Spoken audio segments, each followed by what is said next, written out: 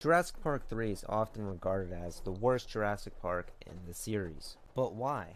Why is Jurassic Park 3 thought of as the idiotic brainchild of the Jurassic Park just universe? It's looked at as the worst one. Easy, that's it, no question. But today I'm here to question it.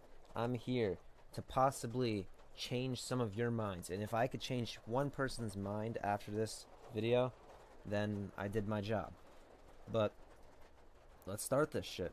Alright, elephant in the room, let's just get it out of the way. T-Rex dies, right? Everyone wants to bitch and moan about that. That's the first thing. If you ask anybody why this movie sucks, 99.99999, it pretty much as close to a 100% guarantee as you can get.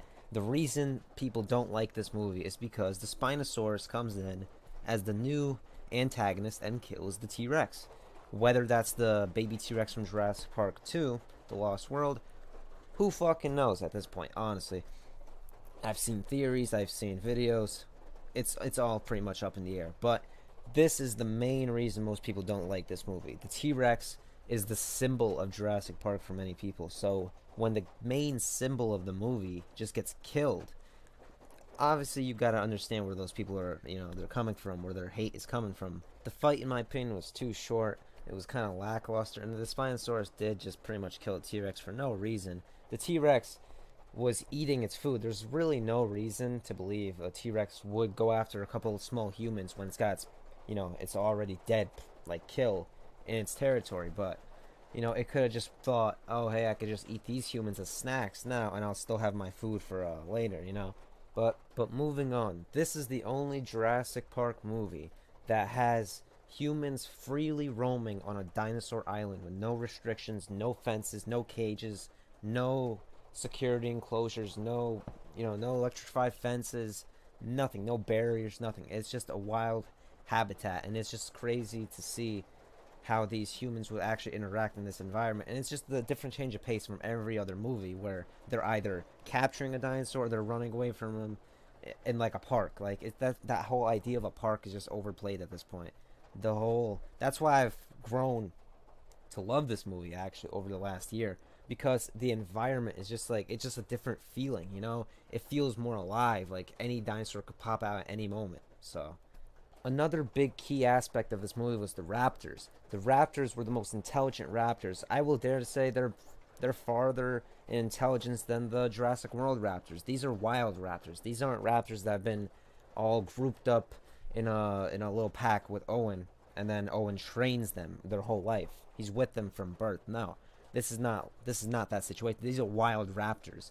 And it's like, you in the movie you see Alan's just shocked every time they're communicating. He sees them communicating, calling for help, and it's just this intelligence that he can't even like think of.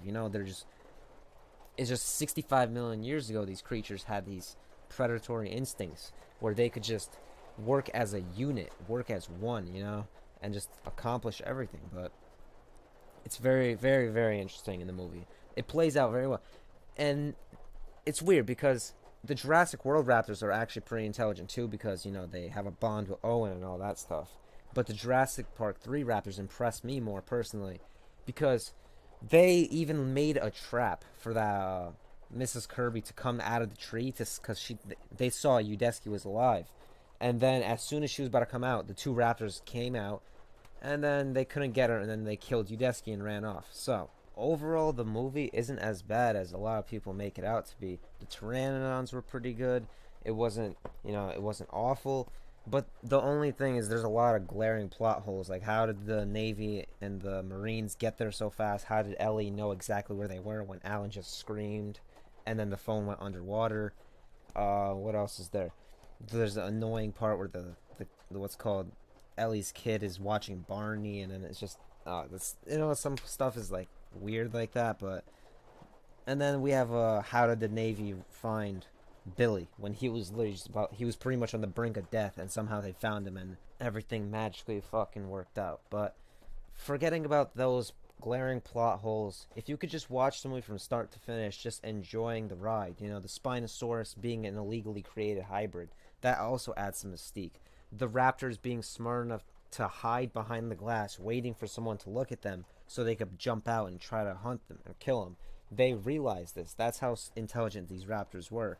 And the whole movie, it builds up to this one moment where Alan, at the beginning he receives this little the what's it called, the vocal chamber, resonating chamber of a velociraptor, and he listens to them in one part of the movie when he's on the island. He's by himself. He's in the grass, and he just listens to them like making the communication sounds to each other, and then he vocalizes that sound at the end of the movie to the raptors because it was he heard them calling for help, so he was trying to call to them for help in a way.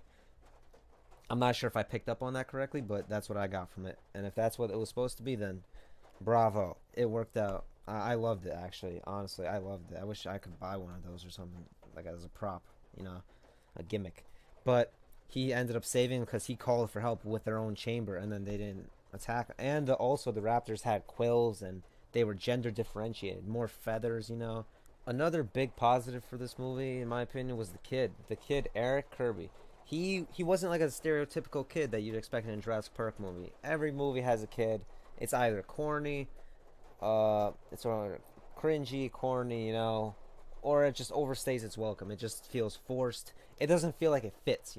In The Lost World, Ian Malcolm's daughter doing like gymnastics on a raptor, like that shit's corny to me. I'm sorry, but it's just corny.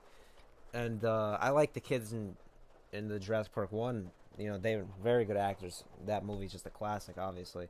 But Jurassic World, I didn't really care about the kids. I didn't really give a fuck, honestly, what happened to them. But they were there. They were all right.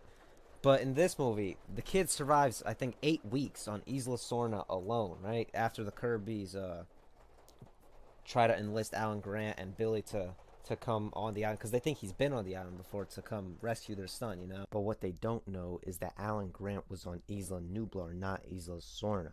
He's never even been on this island.